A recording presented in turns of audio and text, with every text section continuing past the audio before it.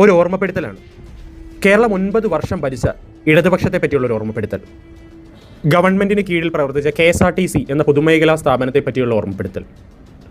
2016 ഉമ്മൻചാണ്ടി സർക്കാർ ഇറങ്ങുമ്പോൾ KSRTCയുടെ കടം 2000 കോടി രൂപയാണ്.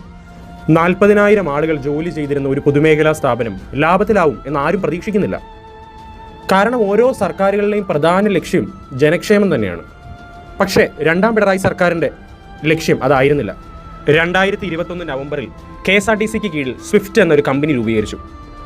പണ്ട് ജനങ്ങൾക്ക് വേണ്ടി കമ്പ്യൂട്ടറിനെതിരെയും കൊക്കക്കോളയ്ക്കെതിരെയും സമരം ചെയ്ത കമ്മ്യൂണിസ്റ്റ് പാർട്ടി KSRTCയുടെ അംഗസംഖ്യ 40,000-ൽ നിന്ന് 20,000-ലേക്ക് നിജപ്പെടുത്തി. ബാക്കി തൊഴിലാളികളെല്ലാം സ്വിഫ്റ്റ് കമ്പനിക്ക് കീഴിൽ കരാർ തൊഴിലാളികളായി. ശമ്പളമില്ല, ആനുകൂല്യമില്ല, പെൻഷനില്ല. ചുരുക്കി പറഞ്ഞാൽ ഒരു 20,000 KSRTC ജീവനക്കാർ കൂടി കൂലിപ്പണിക്കാരായി. എന്നിട്ട് കടം കുറഞ്ഞോ? നമ്മൾ ഈ സംസാരിക്കുന്ന വർഷം KSRTCയുടെ കടം 12,000 കോടി രൂപയാണ്. KSRTCയിലെ സ്ഥിരം നിയമനക്കാർക്ക് അടുത്ത മാസം കൃത്യമായി ശമ്പളം ലഭിക്കുമെന്ന് മന്ത്രി പ്രഖ്യാപിക്കുന്നു. അങ്ങനെ നമ്മൾ ഇതുവരെ കാണാത്ത പല കീഴ്വഴക്കങ്ങളും ഉണ്ടായി. സ്വിഫ്റ്റിൽ ജോലി ചെയ്യുന്ന കരാർ തൊഴിലാളികൾ ഒരിക്കലും ഇടതുപക്ഷ സർക്കാരിന് വോട്ട് ചെയ്യില്ലായിരിക്കും. പക്ഷെ നമ്മളിത് മറന്നില്ലേ? ഓർത്തെടുക്കേണ്ടതെല്ലാം.